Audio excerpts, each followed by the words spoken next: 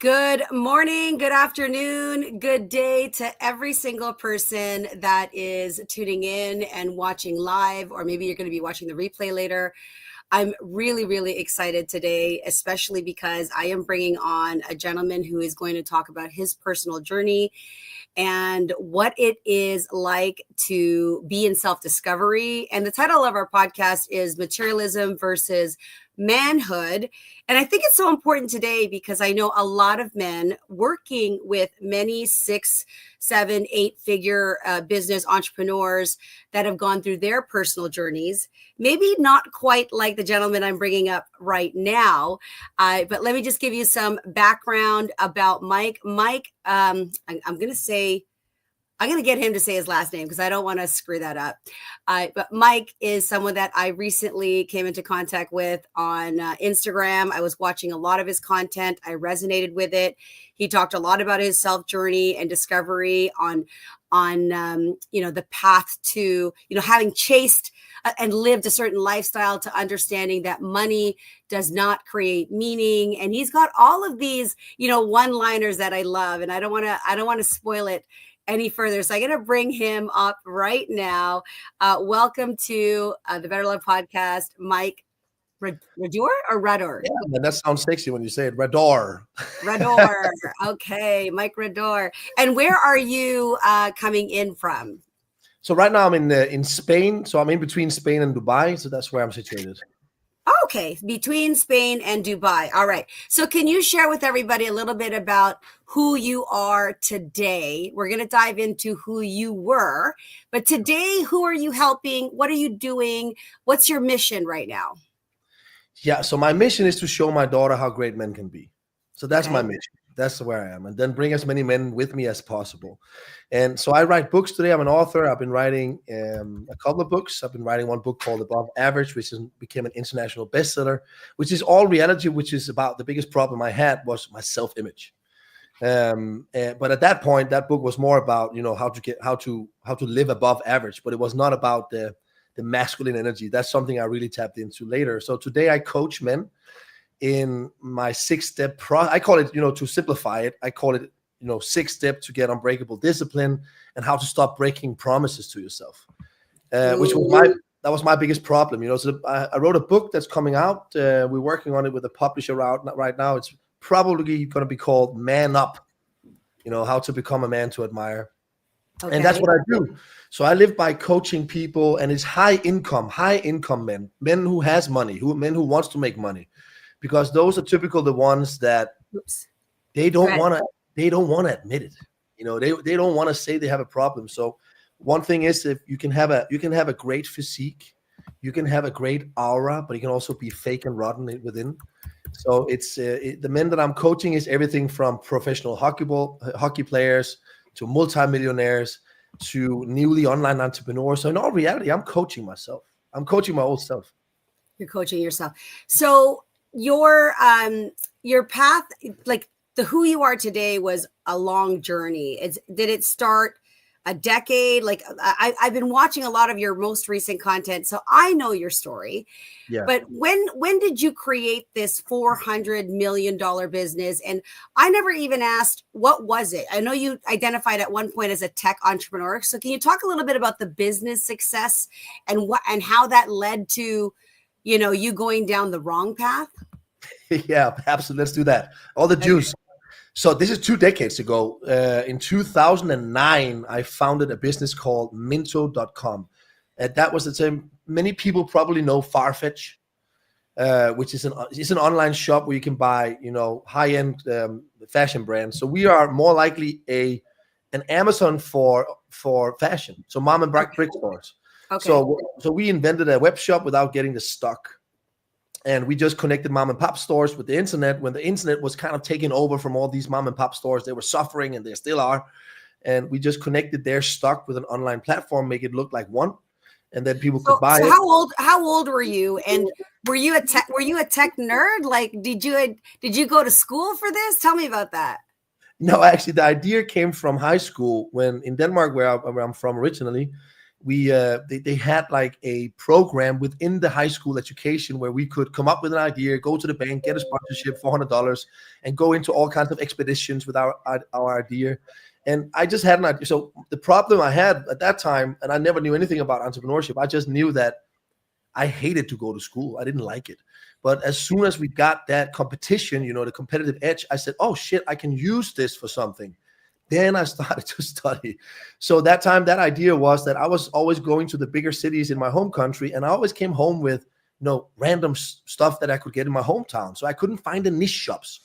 So that was the basic idea. And when I was out of high school, I went straight into, I went to the capital of Denmark, and I became a bartender while I was waiting to go into Copenhagen University and study. Okay. It's a funny story. This is how I was. I chose to study finance and psychology. I didn't look at what can I learn. I looked at what is the percentage of girls. That was who I was. So your motivation then is what course would have more women in it because you wanted to be around women. Okay. I knew my motivations at that time, and I knew it wasn't books.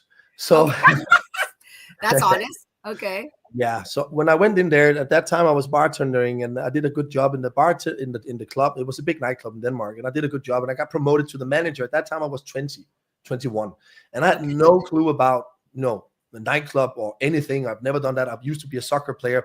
I played a high level soccer in Denmark, and I went into that business, and I did a good turnaround on that nightclub. And the owner of that nightclub he was a main investor in a big online food ordering platform called Just Eat, which was big in Europe. Okay. And he just exited from there and had a lot of millions. And he said, hey, he brought me to Miami. At that time, he lived in Miami. And he said, Mike, I'm going to bring you to Miami. You did a great job the last 9 months. You took the club from 0 to 100 real quick. and then I want to invite you there. And then he invited me there. But at that time, I had started to grab my high school idea together with a childhood friend, which is a good friend of mine as well. Still today is like brother for me. And he said, Mike, let's start some more nightclubs. But at that time, I didn't like the nightclub industry, the night shift and all that. I wanted to be an entrepreneur. I wanted to be successful. I wanted to be famous at that time. And I said no to him. And he asked me, well, how can you say no to me? I said, well, I have this idea. I said, it's just the exact same idea you did with food. I do that with fashion. And I got his attention, and they invested. So that was in 2009. And I was 20, 22, 21 at that time. Okay. And then for 7 years, I built that business, and it just grew and grew and grew and grew and grew. And I actually been living in New York. I've been living in Miami. I've lived in 10 countries. I was constantly on flights building this business. So you had a partner in this, correct? This was your partner, or you had an investor? I had two angel investors and a childhood friend that was my partner. So we were working, me and him were working really hard on that one, and we expanded the team. And I was the one who was the wild cowboy at that time. So I was dedicated, or I was announced to go out in the world and set up the operations in all the countries we wanted to grow the markets in. So I was rootless. I didn't have any roots at that time. I lived at hotels, and I was alone. I was lonely. This is not an excuse. This is just the truth.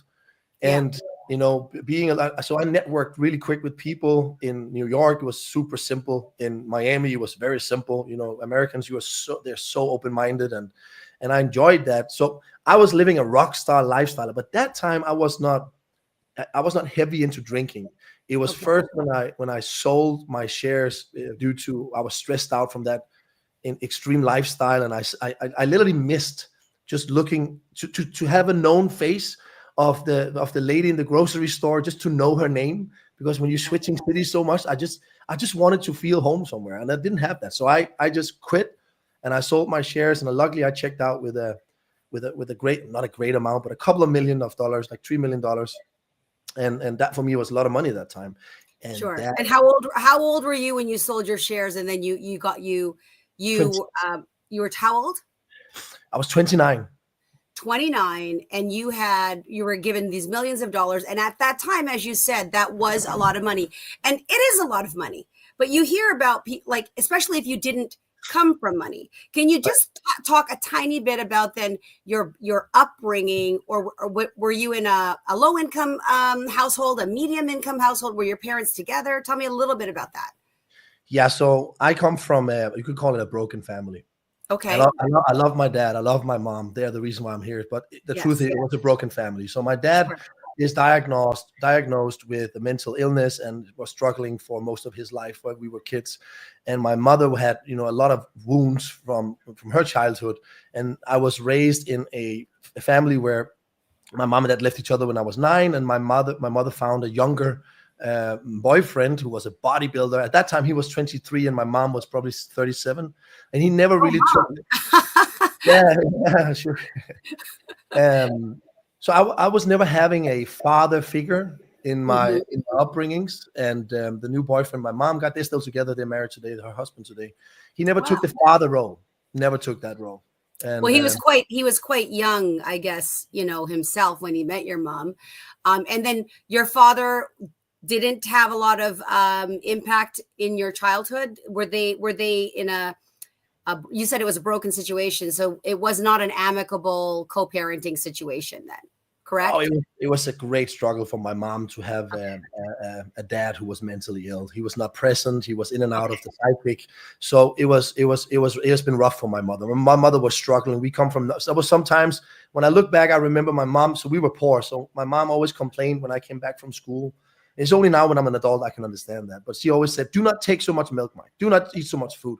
And that was because we didn't have enough. Right. And I always thought my mom is so fucking strict. I'm hungry, and it was just the way it was. So we didn't have much Yeah. money until later on. Yeah. So yeah, I was left alone a lot in my childhood, Hmm. and emotionally left alone. Got you. Yeah, and we'll talk about. I'll note that, and then I'll talk about it later. Now, when you said that you wanted to, use a course or get into a class where there was a lot of girls, did you think that as a young man that you were looking for love in an affection from these women, maybe on a subconscious level? Like, what was it about you as a young? Not everybody as a young kid says, "I want to be famous." What was it in you that wanted you to have this fame? Do you think, looking back? That is 100% lack of self-worth.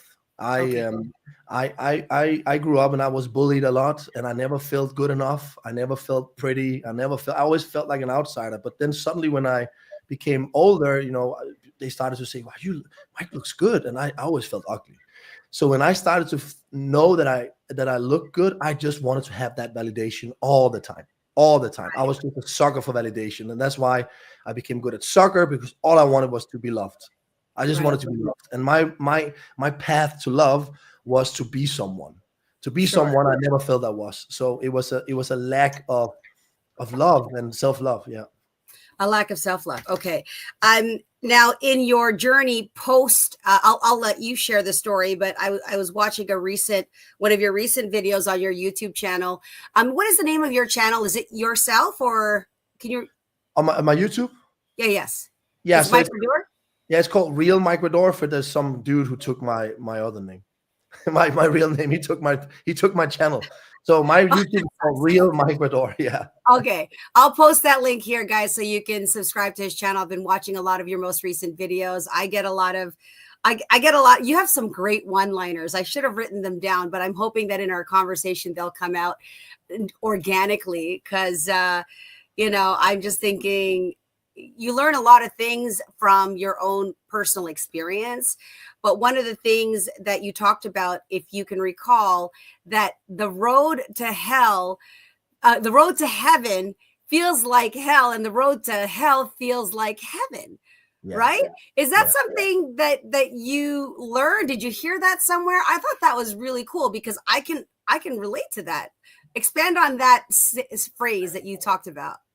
Yeah, no, I've been catching up a lot of stuff. So I've been reading 700 books. I will never recommend that to anyone, but I've been catching up a lot of stuff, and from that you become an artist, right? You mix stuff that you learn and you make it your Yeah. own. But so I can't take the credit for that. I don't remember where I got it from, but it came out of me. So let's just take something as basic as gaining weight, right? Let's overeating or indulge. Okay. That feels so good, right? It feels so good to stuff your throat and stuff your mouth with sugar, with fat, with all these tasty foods, and all these processed tasty foods. but that's the road to hell. That's unhealthy. So that's why the road to hell feels like heaven. And when you really want to lose weight, that feels like Yeah. that feels like hell, man. Shit, I Yeah. gotta be hungry. So in all reality, the road to heaven is resisting temptation. And Mm-hmm. so we carry I believe we carry a soul, and we carry an ego, and our ego constantly wants to have pleasure and comfort. So a guy called Michael Easter, he wrote a book called The Comfort Crisis. And The Comfort Crisis is a book about human evolution, about how the brain that you and I sit with, everyone listening to this right now or watching this right now, our brain is 200,000 to 300,000 years old. It hasn't moved the needle. So we are Homo sapiens, right? 700,000 years ago, we had Neanderthals. And Homo sapiens, I guarantee you, Carmelia, let's imagine you and I, we go back in time. We wake up now in a cave. It's 200,000 years ago. And we wake up there. I'm pretty sure we will be thinking, that's a fucking tough environment. Hey, are you going to take the fire, Mike? No, fuck that. You're going to take it. It's a really tough environment. And it's one of our strong survival mechanisms. We would think it would be the freeze, the fight, or the flight, right? That's what we think. No, but the reason why we are here today and our ancestors survived is the seek towards comfort, the seek towards the familiarities. That is why we are here. And that is why right now we have in the world the dopamine economy, which is $1 trillion business. It is literally harvesting on our strongest survival mechanism. So if you look at the 200,000, 300,000 years back when our brain was developed and it hasn't moved the needle. Now, 100 years ago, Carmelia, that's where the convenience and comfort levels, they just raise through the roof, right? They rise through the roof. So it has never been more convenient to be a human. Like we have, I think it's 7 million Chinese people that never leaves their house. 7 million of Chinese people never leave their home. They don't have to because they have a credit card. They can have delivery. They don't have to leave their house. So our brain has not yet adjusted to that level of comfort and convenience. And because what I always say, it might, whatever feels good might not always be good. Right. So I agree. Right. So that's the road to heaven, and the road to heaven feels like hell. We need to learn how to restrain ourselves, both emotionally, physically, spiritually, and all these things. And that's exactly what I did not. And that's what ended me. Right. Now, you came to a point where you had said, one of the biggest, I guess, shifts that happened is you becoming a father. Tell me about that moment that you sort of had that come to Jesus moment, or, that dark period in your life. What was it a sequence? Was it a moment? Talk about that. So it was a sequence. So imagine, Mike, I always been very good at networking because that was one of the skills I developed to get my validation. So you could put me in any city, and within a matter of months, I will be in the top of the bubble. I'll be one of the guys who will always be at the biggest tables. I'll hang with the famous people. I'll just get my way in there. I knew how to do that. And I used my looks and I used my charm. So it was just working all the time. And in Sweden, where I lived for a period of time of 6-7 years, I met, a bunch of billionaires and their lifestyle. And you could say they used me, or they took advantage of me, and I took advantage of them. And that was the point when I had a lot of money as well. And, drugs came into play, all kinds of, I write that in my book as well, some very juicy details. I've had, sex parties, all these things. I've tried everything. You can imagine. And what happened at some point after 6 years of that tempo, I remember I start my book with that as well. I remember I looked myself in the mirror. I haven't slept for 48 hours. I've taken all kinds of drugs that night, you can imagine. And in my bedroom, there is 2 hot chicks. There is a guy on my couch. There's a dog in my apartment. I don't know who I was been with. I just didn't know. And I'm in that mirror, and I have all these withdrawals. And at that time, I've started to get these, when I didn't like myself. But that was the first breaking point where I looked myself in the mirror and I hated everything with myself. I just literally didn't want to live. I'm not saying I wanted to kill myself, but for the first time in my life, I said, fuck, this is agony. This mental agony I'm feeling right now. I don't have any happy hormones in me. I hate my character. I've wasted all my money. And who are these girls? What am I doing? And then I considered, should I jump from the balcony? Because I can't do that. But then there was a voice inside my head that just screamed change. And that was the first wake up point. And that was right before I moved to this is 5 years ago. All right. And I even married. So this is crazy. I've been married. I met a girl in Marbella that was from Iran. And that was the Okay. time when I was still wild, but I just wanted to find a relationship because I thought to get a relationship, then I'm out of that bubble. Then I'm out of my. What year did you get married, and how old were you? Oh, but it's a crazy story. I converted to Islam and stuff just to get her to get a green card, and I betrayed her so bad, and I felt so I fucked it up. So I took her from Iran to Stockholm, and then I started to make mistakes even when she was there with me in Stockholm, and I just couldn't look myself in the eyes. And then I fell in love while I was on one journey. I cheated on her, and I was in on one vacation in Spain, south of Spain, and I fell in love with the baby mama right today. And I felt a connection I haven't felt before. I think I felt love on a level that I didn't feel before. I think it was a trauma bond. It was a very strong trauma bond. Both of us had trauma, and we were so attracted. And you were married at this time, Oh, yeah. and clearly, I mean, you're really telling on yourself, which I appreciate, right? But that's the story. Yeah, you did what you did, and you've made amends, I gather. Just very quickly, have you rectified the situation with your wife, or is that a strained relationship? Have you had to go back to, apologize to people or come to terms with things? Like, what was that like? Oh yeah, so the first step in my 6 steps of how to become a man you admire is to, first of all, to look yourself in the eye and face yourself for all the weakness you have. And the other one in the step 1 is to make amendments. Make a long list of people you have hurt, maybe people you have lied to, people you have let down. But there will be people that you shouldn't contact because it won't set them free. You should only contact people to set them free. So I still have a list where I'm waiting for the right moment to do it. And maybe there won't never come the right moment. But what I've done then is that I've met secretly amendments. So I've been doing charity and thinking of them and, asked for forgiveness and so on. So yes, I've done that a lot, and I still have a list. Yeah. So that's something that I will do probably for the rest of my life. I don't think the list will last for the rest of my life, but I've done that. So the only way I could kill my old self was to face him. I had to face him. So you can't kill an enemy you can't see. So I had to take responsibility for that guy. And which is also why I'm not scared of talking about it anymore, because it is a different guy. It is not me anymore. I have changed my entire self-image. I know who I am today and how I live. I live by very strict principles and very strict values. And I never cross the roads. Never. I'm living in full alignment because it gives me peace. But anyway, at that time, I was not that wise. I was not that emotional mature. And I did these mistakes. And then I moved to Spain, and that was 5 years ago. So you asked me for the big breaking point. So now this baby mama and me, we had parties together. So we did drugs together, but not in the wild way I used to do. It was more like, okay, we do this together. We stick together, but still it was abusive. We were just abusing it, but I was functional. I was functional. And then at one point, we started to have some really, really dark moments. Oh my God! Now we would sit there in the early hours and check each other's phones, and we would be jealous at each other, and we would just feel like shit. And we just started to feel such a pain doing that together that we decided to stop. We decided to stop. So there was. Do you think that there was some projection on both parts? As you talked about, checking phones and anxiety, jealousy, was that in your nature before, or do you believe it also came from the fact that you yourself were out of character and thinking if you couldn't trust yourself, how can you trust another person? What was the basis around that lack of trust between each other? No, so here's so she's been going through a very, very tough upbringing, and she has been together with very, very, very bad men. So she actually was the first person I ever met who had this extreme control need.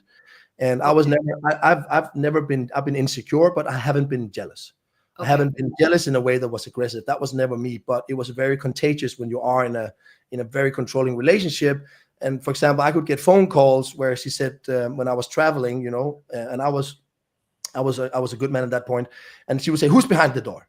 I said, "What the fuck you mean? Who's behind the door? I'm in a hotel. Show me behind the door." And it will be that kind of relationship, which was very destructive. But I understand, because what she's been going through has given her nightmares, and the only thing her brain can do is just think back in the past and predict the future. So because she has been going through that, that became contagious. And I thought, well, if she thinks that of me, then something must be wrong. And it just became dark. Sure. And, and it get darker, darker, darker, darker. And we broke up with each other 10 times, and it was just a mess. Over what period of time were you in this on and off situation? That was a period of 5 years. Yeah. And this is the lady that you did have a child with. Yeah, So what happened when she got pregnant? Did things calm down a little bit? Was there a brighter future for the two of you? What happened when you discovered that she was pregnant? So we weren't together Okay. when that message came. We broke up 10 times. Again, it was a very toxic relationship. And when she told me she was pregnant, she also told me she wanted to keep it. Then she asked me, and she asked me what kind of father I wanted to be. I said, listen, okay, let's try to make it work. Okay. And then we went together, but we were not connecting. We haven't healed. It was her choice, and I wanted to not be a father that was not present. That was the only thing I knew. So we gave it a shot. But throughout the pregnancy, we were not connecting in this. We didn't have time to heal while she was pregnant. We didn't work, or we did have, but we didn't work for it. Right. Then she gave birth, and 3 months after, she decided to throw me out because she was lacking attention from me. And at that time, I was struggling. I was broke. Not broke, but I was broke enough, so I had to struggle for pay the bills. I was applying for everything, and I was stressed. And I wasn't the man I am today. So I was stressed. I haven't had time to look at myself. And I was, oh my God, there's a baby. I need to make money. I need to make this baby safe. And she also has a need. She also has spending habits. So it's a humongous pressure on my shoulders. And I wasn't present. And then she decided to throw me out. So here comes the story. And the moment she throws me out, I decided to, go to a hotel. And I did what I always done. Drugs? So right away. So I went to a hotel. And I was, destroyed and sad. It's not an excuse, that's the story. Sure. And I invited over 5 girls, and I had a big party. And that was the morning where, the sun rose up. That was when I had, it was the deepest cut in my soul that I cannot even explain that pain, because now it wasn't just her, it was our daughter, and I was betraying everyone. And now I'm doing this again. It's self-sabotage. That's what I did. And because the pain was so big, I, of course, I hadn't faced it yet. So I decided to, book a flight to Ibiza. So just continue. And in Ibiza, I tried to run away from it again. And on the 3rd day in Ibiza, I break down. And I cry and I cry and I cry and I never cried so much in my life. I don't remember that. Were you alone, or did you have anybody that you cared about with you, or were they all superficial relationships? No, so I was in my old angel investor's big villa. So he's a non-drug guy. So he hates drugs. So I was even hiding it for him. So I was just crying alone in my room, and that's when I knew that 3 lives was reborn, because my daughter was born, and I just looked in the mirror and I said, I am going to show my daughter how great men can be. And since that day, I changed completely. I went on a journey of, looking to take care of all my dark corners and just face myself. Didn't drink, didn't do anything. I just changed. And this is now, what is that now? Is almost 2 years ago.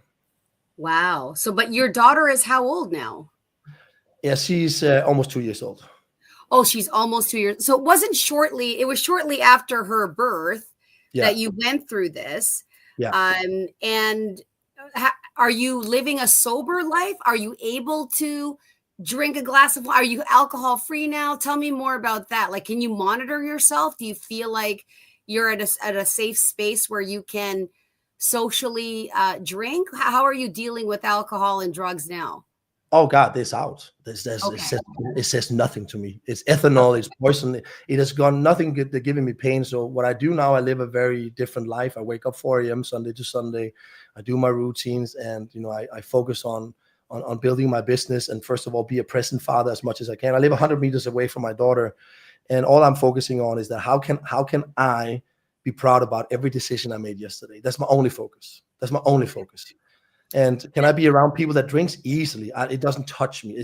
I don't even have an urge. I was never an alcoholic. It was more like escapism. It was just escapism.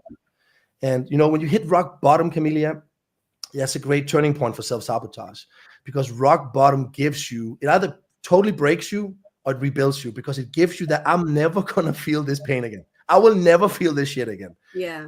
And that's what I got. And then I took things serious, and I started to wake up early, and I did a discipline exercise, and I started to study, wisdom. I read the Bible, I read the Quran, I read the Stoics, I read the Toltecs, and I dived into this spiritual discipline, understanding what's the meaning of all this pain. Why am I having this pain? Why should I go through this? Why is this? So instead of being a victim, I took responsibility. And on that path, I started to study about masculine energy and feminine energy. And, I came out grounded. Yeah. What has been the impact to the new Mike on the relationship that you have with your daughter's mother? I think the biggest one has been to stand firm and calm in emotional storms. So I believe that, a man that can own his masculinity gives space for that storm that can come once in a while from feminine energy, right? And before I was reactive. I will be reactive. Now I'm just responsive. I give space, and it's okay. It has nothing to do with me. I'm fine. And when you are calm as a man in the storm of a woman's emotions, she's now safe with you. So because I've been so calm I just didn't let myself affect. Like, I learned something from the Stoics, I learned a lot.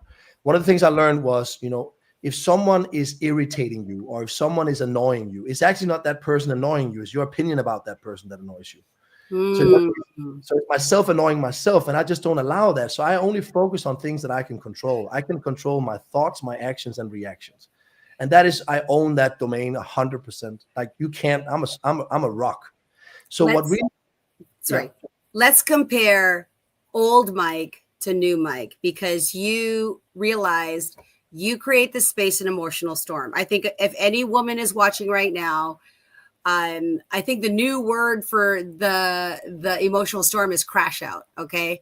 Yeah. When women are women are crashing out, or men are crashing out. I have children. My son's 21 at the end of this year. My daughter's 27. So I learn all the terms, and I have a 9-year-old. So I'm learning Gen Z and millennial terms, but crashing out. Okay. Bruh. That's how my children talk to me. Bruh. Bruh, you're crashing out. What were you like before versus who you are now? And I'll share a personal story of my own crash out days. So yeah, I'd love to hear that. Yes. Yeah. So I was undisciplined. I was acting on impulses.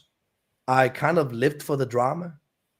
I wasn't thinking for myself, and I was used to chaos. Chaos was where I felt home, and I was not there to keep the peace. I would stir it up instead. I would not say no when I wanted to say no. I would just say yes to see if I could ease the situation up. And I would be bending. I would be so afraid of, oh my God, what if she gets angry? What if she doesn't like me? I would bend then, instead of stand firm and say, listen, this is how I feel, baby, and that's how it's going to be for me. And so for that is, when you find into your own core, I would say your core values, and you just navigate in that, you will always have an urge. Come on, man, you're a human being. You will have an urge to react. You will have an urge to drink. You will have an urge to have sex. It's normal, but it's not the urge that defines you. It is how you respond to it. And when I understood that is the biggest difference from Mike then Mike today, is that I respond today. I don't react. So were you, do you think you were a people pleaser, or did you meet anger with anger? Because for me, back in my reactive days and not responsive days, and I grew up in a very, I wouldn't say dysfunctional. My father's was raised with a general in the army. He was military raised. It was very structured. I could never be good enough. And an A+ was not enough. I can't even, I got A pluses ever since. I was the Asian kid that got A pluses, science fair award, valedictorian, everything, but it was never good enough. And that was because my father's psychology on me was reverse psychology. I'm the middle child. I have an older brother, a younger brother, and I'm very competitive in spirit, very competitive in nature, because we had to be the best. And then my dad had anger issues. I don't think he knew he had anger issues, but when you're raised with someone who yells, constantly screaming, constantly yelling, and there's fighting in the home, that was normal to me. So, Mike, when you talk about chaos and thriving on chaos, and even my own therapist says you are attracting what's familiar.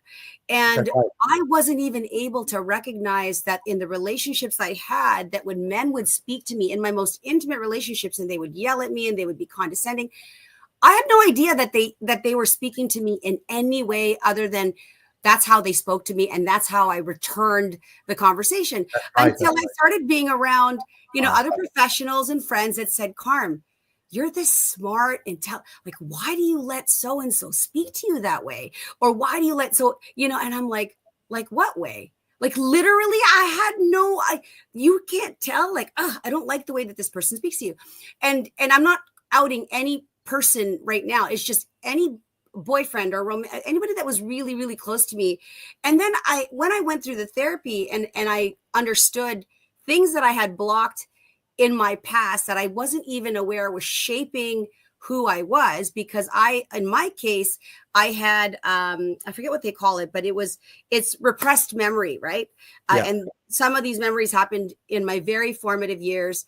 And these repressed memories were running my machinery. So I would be attracting that. But now, because I'm so aware and so highly sensitive to tone and to energy that I wasn't aware of, if something was wonderful and good, that I didn't understand that. So I would sabotage, like you did, anything that was good and safe and valid. I would sabotage that. Anything that was toxic and or bad for me, I'm like, oh, this is familiar. And it's so, like, I had to grieve. I don't know, you had that dark moment, but there were a month, I think it was in the pandemic, post-pandemic, somewhere in between there, that I grieved my childhood, and I grieved the years that I had spent tolerating behavior and tolerating self-sabotage and treating myself and my vessel like it was meaningless, right? And so it's hurtful you can't take back time. That's the one thing you cannot do. So I guess my biggest regrets were the times in my life when I was on automatic pilot, and I wish that I had more control and awareness. But without awareness, you can't fix what don't even know is broken, right? No, right. And that's why this conversation with you is so important, not just for me, but for others. There's people walking around not understanding or realizing that there's work to do, or just being curious about things they don't know. That one thing is, you don't know what you don't know. And I got to tell you, there was a world of experience in life that I did not know. But when you open up to it and when you become aware of it, it's like you can't go back to not knowing the truth right now. And that's how I feel you're, resonating, and how you're sharing your experience of saying, man, I screwed up. Ooh, I said the F word too. I fucked up. I effed up. Bleep. We can bleep that later. We're live right now, but I'll have to edit. Sorry, guys. That's okay. I didn't say this is rated, I don't know, PG-13 or R. It's called the law of exposure. First, when you have been exposed, you cannot be unexposed. It's the law of exposure. And the thing is, we run on subconscious programming. That's what I wrote about in my book. And that subconscious programming is literally taking all the micro decisions for you in your life. What is your book title? I'm sorry? What's the title of your book? It's called Above Average, The Science of Achievement. Ooh, when was it published? 2 years ago. I got to pick that up. Where can we get it? On Amazon. All Amazon. Yeah. Okay. So you write about the awareness. And what I really realized, Carmelia, is that there's nobody in the world that wants people to wake up. because people who are asleep are great consumers. And I'm not a conspiracy theorist or nothing. I'm just saying that, people don't want to wake up because it's painful. It's very painful. Spirituality means waking up. It just means waking up. Yeah. And if everyone took responsibility, just take responsibility. All I did was I took fully responsibility. I didn't blame. Listen, I love my ex.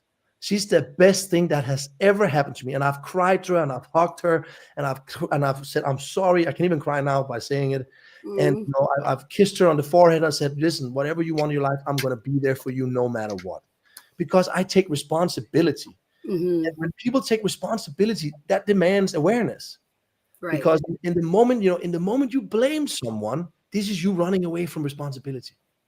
In the moment you blame someone, and it's in every part of your life, because you can just take responsibility on how to respond. That doesn't mean you have to accept. You can always say, all right, I choose to walk away. I choose to. That's why Jesus said, turn the other cheek. Yeah. This is you responding instead of reacting. And where you come from and I come from, we come from, my cat's in the background. What's your cat's name? It's Felix. He's a Maine Coon, so he's a huge dude, he's very big. He's so cute. How old is he? He's 3 years old. He's my best buddy. He's that's amazing. Yeah. You're a cat guy. That softens you up a little bit. I love animals. I love animals. And my point is, so that's what I mean. So when my daughter was born, that's when I realized, listen, it's not about me anymore. This is not about me. And that was the biggest realization for me. It is not about me. And this is going to sound crazy, but of course I have an ego, but I am not selfish anymore. I'm self-centered. So when people follow me on social media, and people always go crazy when you do something that's extreme, but I chose to wake up 4 a.m. for one reason, because all my vices in my entire life happened after 9 p.m. All my vices, all my bad decisions happened after 9 p.m. Oh my God. It's kind of like, Count Dracula's coming out. You better put him to bed. And then Jekyll and Hyde, right? Yeah, right. But the thing is just, when you have not locked into where do I want to go? As a man, you need a mission. Men needs a mission. This is what they need. So men and women, we are equal, but we are different. We are equal in value, but we are different in function.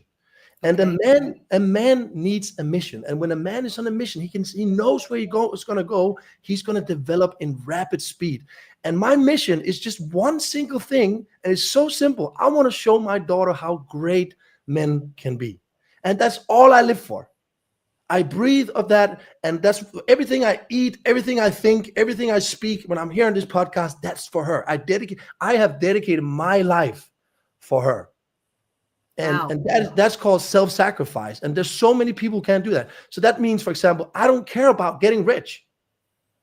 Rich for me is not important. I make a lot of money again because I don't want to be rich, but I create value.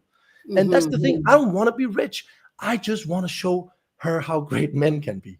And when you get a mission in your life, you need to develop. There's no way you cannot develop. You need to develop to go on that mission. So Carmelia, for example, there's something called Misugi, which is a Japanese, hero story. So in the old days in Japan, and also actually in the old days in all our cultures, we sent young boys out in the wilderness.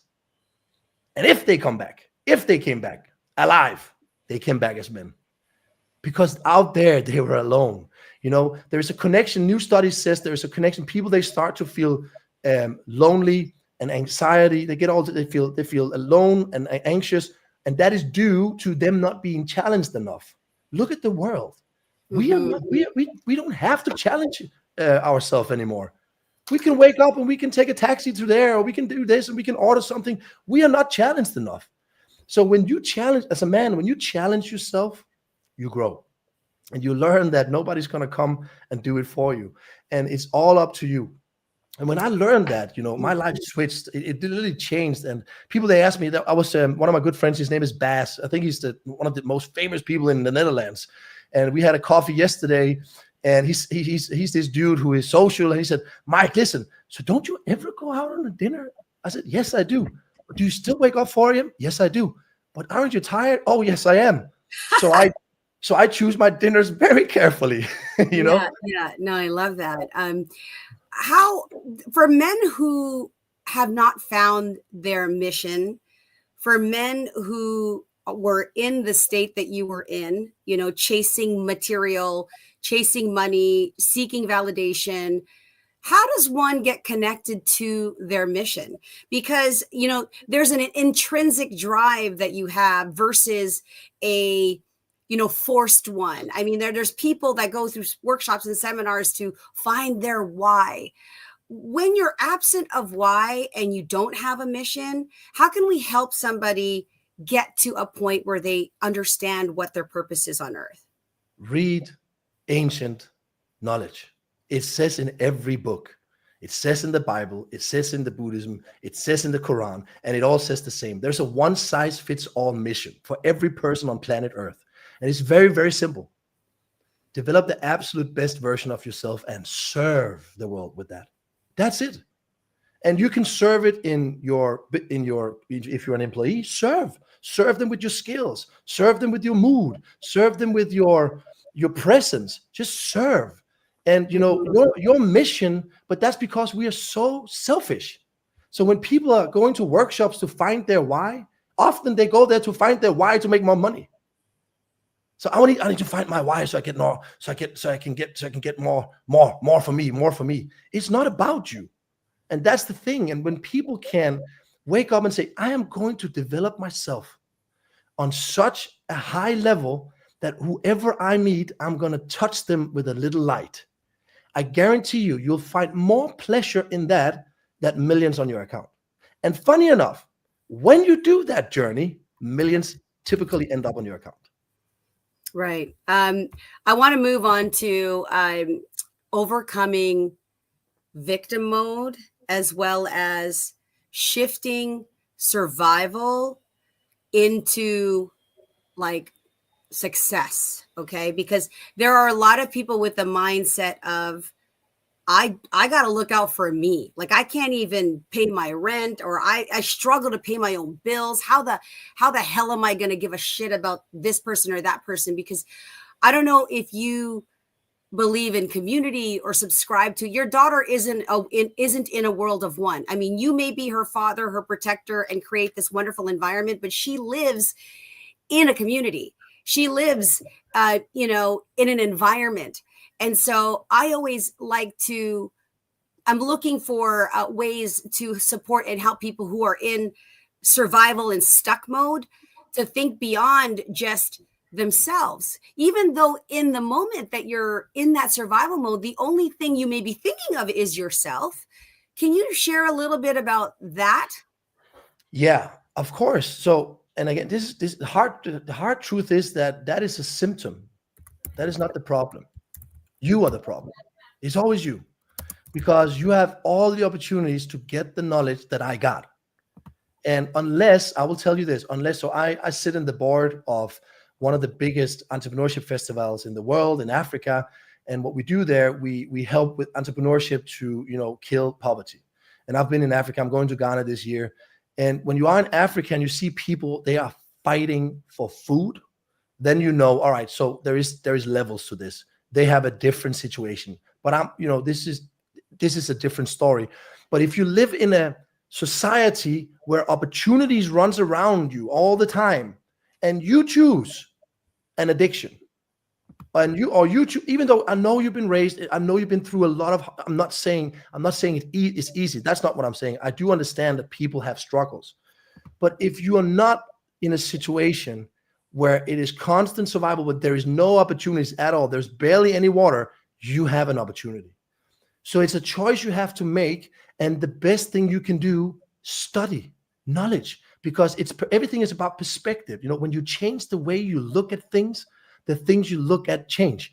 And that I got that from a guy called Wayne Dyer. He's a beautiful guy. I love this dude. And for example, I give you an example, Carmelia. When I have master classes, etc., and I typically deal with the entrepreneurs, and some of them has been struggling to do 200,000 a year for a decade, right? And I have 50 of them, So they've been struggling for 200,000 or a decade. And I provoked them. I said, hey guys, what's up? What is and I start the workshop with that. What is the chance from 0 to 100? 100 is 100%, and 0 is 0%. What is the chance that you are going to make $1 million this year? And remember, they have been struggling for a decade for 200,000 a year. No, and there will always be a delusional in the corner who says 80%, but let's just cut him out. Then people would say 2%, 5%, 7%. What do I know? I said, great, guy. Okay, let's just change the perspective. What is the chance that you're going to make $1 million this year? Because if not, I'm going to kill your family. Everyone changes. They are so close to 100% because now what comes in? Sense of urgency. Sense of urgency. And people, they run away from sense of urgency because they get caught up in a victim mentality of blaming everyone around them for their misery. Listen, I was raised in a situation, of course, there can be worse situations, but I'm not supposed to sit here if I followed the path of where I'm raised. Mm-hmm. So I took a responsibility. So what people need is to take that responsibility in their own life. And now I know that people there's a relationship where they are being mistreated and there's violence and there's all these things. I understand, but you still carry that responsibility. Have you worked with a professional therapist at all? Or was everything that you discovered through knowledge and through books? Because in one of your recent podcasts or videos on YouTube, I think you said that you had invested like over $350,000 in coaches. So right. Were these coaches mentors, business builders, healers? Tell me more about the personal journey that you had and who did you invest in? I've gone to therapists, but most of them I did that, but that was way before I had this problem. That was more when I was stressed. So I haven't had any therapist that could help me. And the reason being I couldn't get help from a therapist was because it often came from a theoretical point of view and it didn't came from life experience and it didn't hit me hard enough. They could give me all kinds of exercises, but it didn't make sense for me in my life. So what I did when I started my own healing journey, I started that on my own. I didn't reach out to anyone. I started my own healing journey on myself. When I then started to gain my grounds, I figured out something beautiful. I must acquire what I admire. So I was just looking at profiles out there. Okay, this dude, like there is this guy and there's many people in the States that doesn't like him, but he had one thing I loved.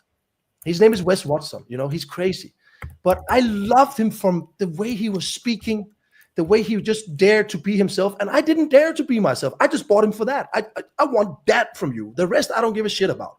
I just want to dare to be my most authentic self. And he gave that to me. And then I've been investing, I took an education. You can call that a mentorship as well. I'm an NLP master diploma. I have a high performance education from Brendon Burchard. I have, all kinds of educations, but I've also invested in Andy Elliott and there's things I take from him. I've also invested, so when I invest in mentors, I figure out what is my weakness and who has it. This guy has it. Okay, I'm going for that thing only. So I'm very direct in my investing in mentors. They can do a lot of other stuff, but I just go there for one or two things. This may be a trigger topic for you, but we talked a little bit about Andrew Tate and his coaching towards single men. You did say currently, there's a lot of men that come to me for advice, or they come to my podcast for advice, and a lot of men have gone to seeking those mentors. So what's your view on Andrew Tate, and how is your coaching different from his methodology? Andrew Tate is toxic. Listen, this guy is, in my opinion, he's a infection for men. The way he look at women, his entire view on. Don't get me wrong, I respect him for the brand he is building, but I do not respect him for the view he has on women. If he ever spoke to my daughter the way he speaks to women, I would smack his ass. He is so toxic. And now he's trying to go back and but he has already created this brand. So I think at Andrew Tate, he has created one of the worst things in the world right now, which is incel communities. This is young boys blaming women for not wanting to date them because they don't do the fucking effort.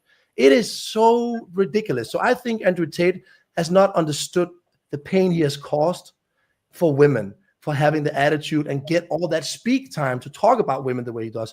So don't get me wrong. I do respect Andrew Tate for the businesses he created because I know it's hard work. And he also does say something regarding men that I agree with him, but I don't think he's the right guy to listen to. He's not healthy. He has a wicked view on women. He has no respect. He does not own healthy masculinity. He's toxic masculine, that, yes. And I will never support that. Never.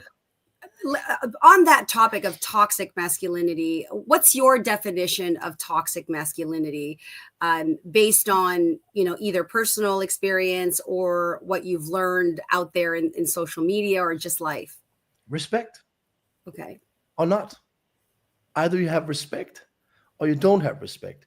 And we do have to understand that, men can speak. There's a reason why Navy SEALs, they speak the way they speak to Navy SEALs. They speak the way they speak to Navy SEALs because that's how men operate. So talking a man to man is a different language. Okay. But talking man to woman, if you don't have that respect, that's toxic. If you start to dominate, if you start to suppress, if you start to rob that woman's worth, you are toxic. So it can be very easily divided. When you are toxic masculine, you bully women.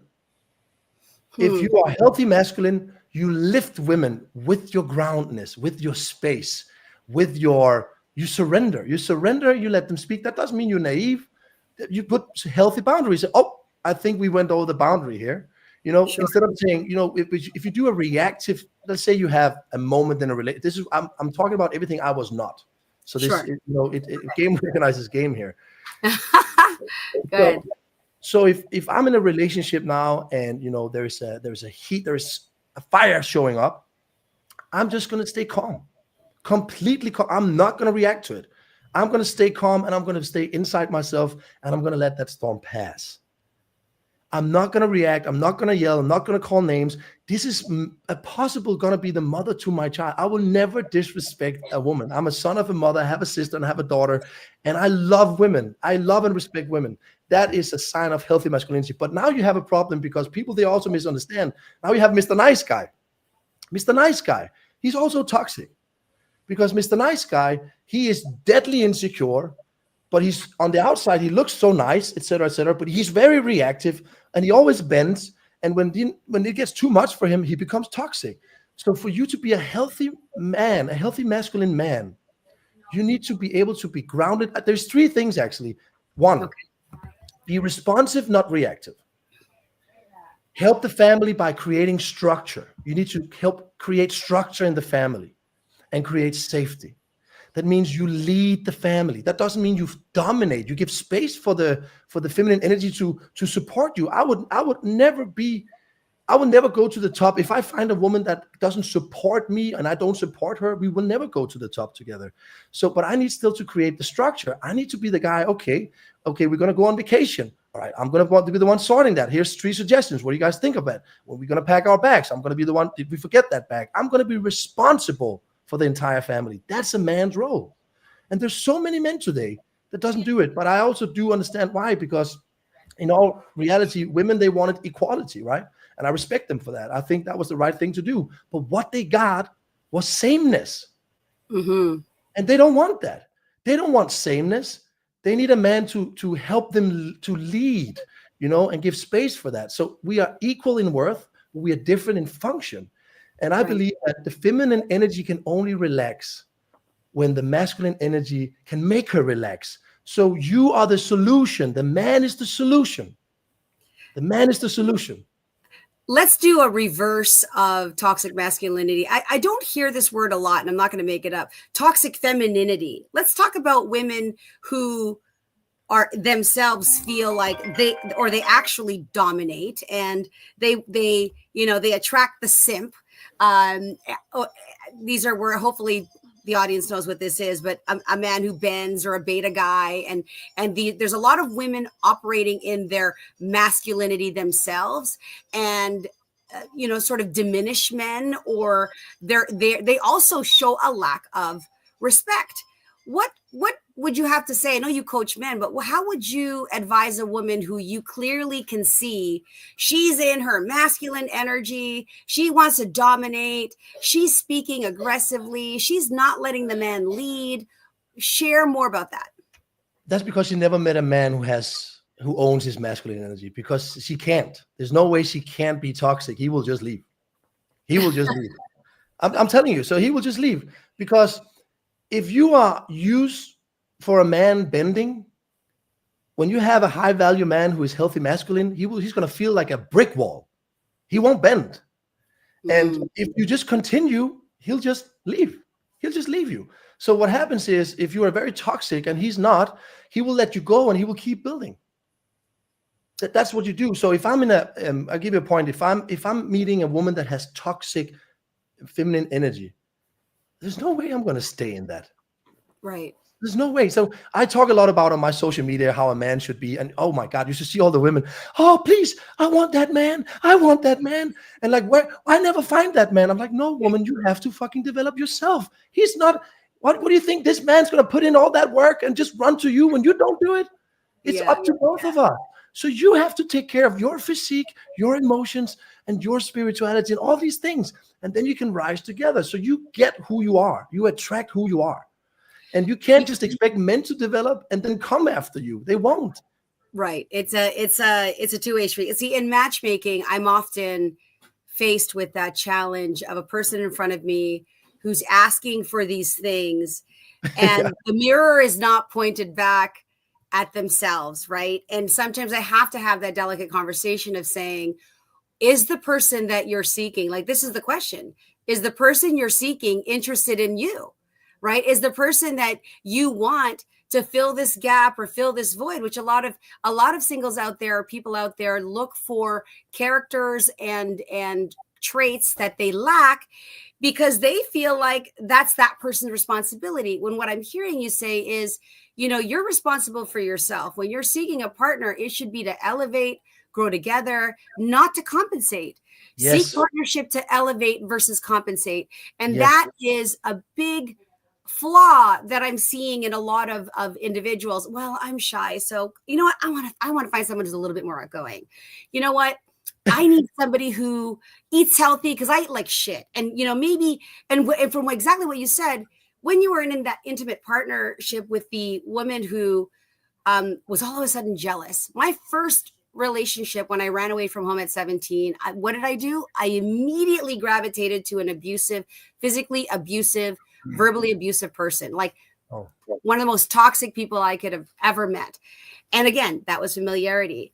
And what I started to notice, I didn't identify as a jealous person. I didn't even know really what jealousy was. But I remember walking down the street and then I got this right hook on my face, fell to the ground, and I didn't even know why he hit me. Really? This is how physically abusive he was. I turned to him and I didn't even know what was going on. He said, "Why the fuck were you looking at that guy over there?" Oh, Jesus. I do not even know what guy, where. I mean, and that created this for me, like not even wanting to look around my environment. Right. And so I went from this outgoing, powerful person to feeling fully controlled. And I was going to get in trouble if I, looked left or right because he was going to have this jealousy. And what it ended up happening, what are you looking at? I started to lash out and think that those kinds of things, right? So it's really important that when you're looking for yourself now, not sure if you're in the space where you're always developing yourself, you have a mother of your child, but if you were seeking a partner, or if a man is seeking a partner that's coming from a healthy space, what are the things that you believe he should look for first? What are the most important traits or values that you think a man should focus on versus what most men focus on is primarily looks and attraction, which I do believe is a role. We do. We are men. But that's what fucks up men the most, and also women, because they just tend to get in all reality, if you ever heard about David R. Hawkins, he's been, talking about the map of consciousness, right? He's been writing books about it, and he talks about high frequency and low frequency emotions. And in that scale, you can also put in values. So values that you should look for, in my opinion, is respect, integrity, honesty, commitment, all these things that creates a healthy, respectful bond. And you shouldn't be looking at that in the relationship. You should be looking at that in that person, how that person treats themselves. For example, if I just show me your kids, I can tell you what your values are. Show me your kids. So if I meet a couple and the kids are running around like, noisy brats, just spoiled everywhere, I just know respect is not a core value for them. I just know it's not, because there has not been anyone that set down the foot, or it has been lacking a man who has that masculine energy. For example, one of my friends, I fucking love him for this, and he has his kid and his son. He was, I love the way he did it. He's such a cool guy. He's so healthy and I just love him. His son was responding to the mother, "So what?"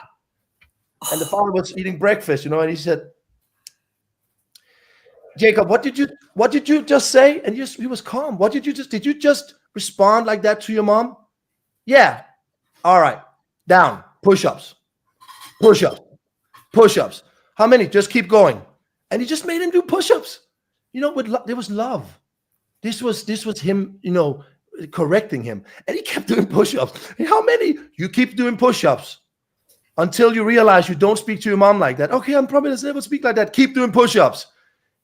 And that is the way, a man raises another young man. And that's the way, instead of being, don't speak to your mom like that, you don't do like that. You correct them. Yeah. And so what a man, you should always be, first of all, it's very hard for you to look at values you don't own. You always look at for the same value. So there is a universal law. You can only make people feel how you feel about yourself, right? And that's why we keep attracting. That's the law of attraction. You attract equal. So if you have never gone on a self-development, let's call it self-awareness journey, you might be fucked, and you might be. I was. UMF.